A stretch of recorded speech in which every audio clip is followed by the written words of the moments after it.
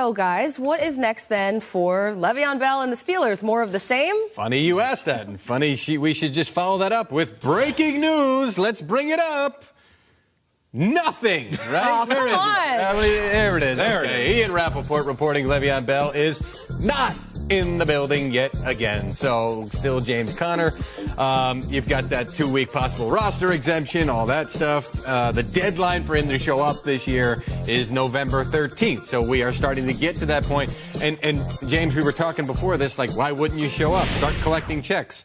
I don't know. Why not start collecting checks back in September? To me, it seems like we're pushing this all the way to the point, the breaking point, which is November 13th, for him to show up, to get the credit that he needs to be a free agent in the spring, and then sign a monster deal in which he's going to have to, well, he doesn't have to, but I'm sure he wants to make up all the money that he's lost to this point. That's the interesting part. How much of a monster, hey, it's Halloween, is this deal going to be when you look at what has happened with the Pittsburgh Steelers with him not there? Let me They're calculate more points. I mean, James Conner, Mike Tomlin just talked about it. They want to have this grown talent. Well, they got one at running back right now, and everybody's going, well, obviously we know how good Lev Bell is. The acceleration, the patience, everything he has. But James Conner is out there doing it with this offense. And so when you see Lev Bell come back, he's going to need to make game-changing type of plays, those 50-yard type of runs, and make sure that the rest of the league knows that it's not this Steelers offense.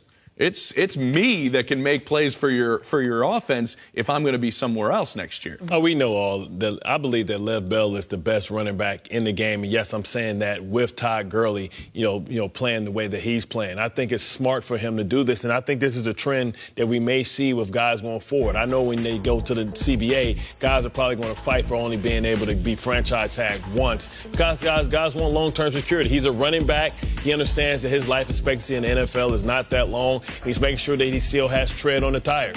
I think he comes back with fresh legs. Connor's done a great job, but he's not near the receiver or the threat in the passing game as Lev Bell is. And Lev Bell can line up in the slot and play receiver if he wanted to. I think he deserves a big deal. I think, the Todd Gurley deal is, justification for him. The first thing he did was see that a running back should be valued this high. He's been doing it for a long time. Second-round draft pick, pay the man his money.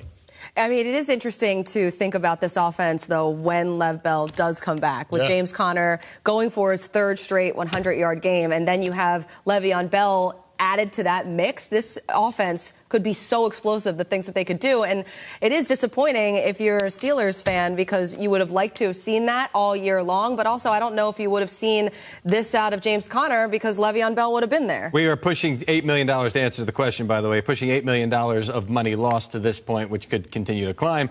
It's over $800,000 each week that he is letting go down the tubes by not showing up.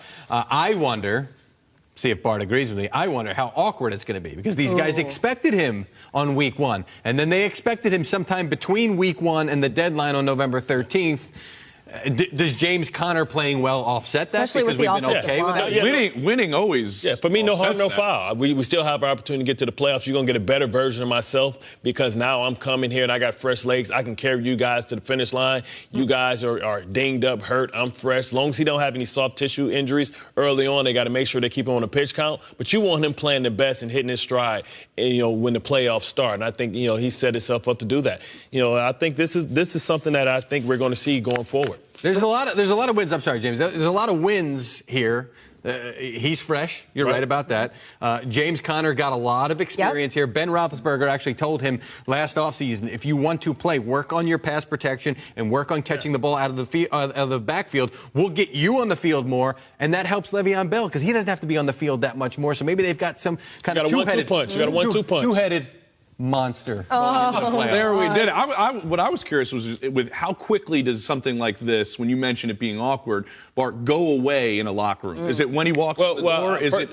First of all, I need to pull some guys into the room. Raymond Foster, how dare you speak up on my money, man? You're not qualified to speak on my money. You ain't never been the top at your position ever in your career. The offensive line keep my name out your mouth. Like that. Second of all, did you see what happened to Earl Thomas? I think when that happened to Earl Thomas, everybody understood exactly where he was coming from. You can't be a running back coming off an injury going into free agency. You won't find a home. You have to have a whole nother prove-it year. I think he did the right thing, and Earl Thomas is justification.